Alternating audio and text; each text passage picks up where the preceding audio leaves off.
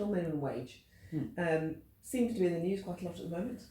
Firms might not be quite as compliant as they think. Could you give us a rough overview of what it's actually all about? Yes, of course, Martha. So I think the important thing to mention to start with is that both the Conservative Party and the Labour Party have committed to actually raise the national minimum wage.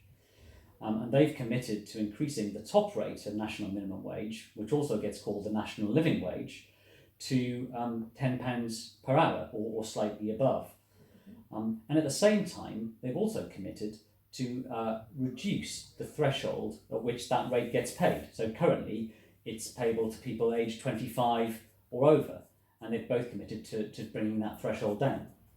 And I think it's clear, therefore, that NMW is going to stay in the headlines for quite some time to come.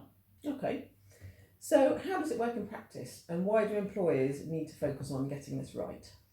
Well, conceptually, it's actually quite straightforward, I think you would say, that both the national minimum wage and that top rate of the national living wage are the minimum amounts per hour that workers are entitled to be paid.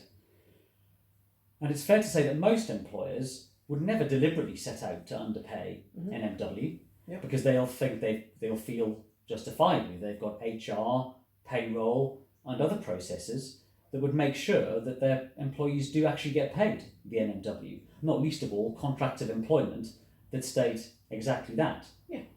But where employers can get tripped up is on strict technical breaches of the rules. Yeah. So Richard, how is it enforced? So NMW is enforced by HM Revenue and Customs, HMRC, on behalf of BEIS. Now HMRC of course is the tax authority, so it also does tax reviews of employers. And its NMW reviews work in a similar sort of way. But when HMRC does an NMW review, it will be looking specifically at whether employees' pay and working time and determining what they would actually be for NMW purposes. And very often, what HMRC thinks those figures should be is different to what the employer thinks it would be. Okay, that's really interesting, but could you give us a couple of examples so that the people who are watching this can understand better? Let's say we have a manufacturing employer, and employees have to get changed into protective gear before they start their shift. So employees arrive at work, get changed, then they clock on for their shift and start getting paid. HMRC would argue that that changing time counts as working time for NMW purposes, including even the time that they spend queuing at the clock machine to clock in. If you think about a retail employer as well, there might be a manager within a retail store requires employees to arrive 10 minutes early for a pre-shift briefing. So they're at work, they're getting told about new merchandise or new discounts. Again, that 10-minute briefing before they start their shift and before they start getting paid would count as working time for NMW purposes. So that's just a couple of instances where working time could be different in HMRC's eyes compared to what the employer would think of it. So Richard, what about pay?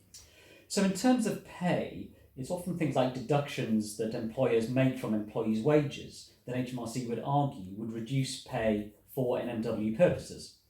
So that might be something like items of uniform that employees have to pay for and provide themselves. Or it might be something as simple as a deduction that's made for a lost locker key, for example. So for both those areas, both pay and working time, we could see how HMRC might argue that pay is incrementally reduced and at the same time working time is incrementally increased, such that there are strict technical breaches that would mean that both pay and working time look different to HMRC, to what they do to the employer. So are there any penalties for getting this wrong?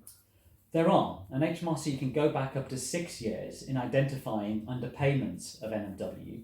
When they identify those underpayments, of course, the backdated pay goes back into the pockets of the employees, but HMRC can also impose up to a 200% penalty on the total underpayment, and that obviously penalty is charged on the employer itself. So you can see that there is a serious financial sanction there for NMW non-compliance. And so I think that whilst employers might think that they're complying with NMW, actually HMRC might see it quite differently.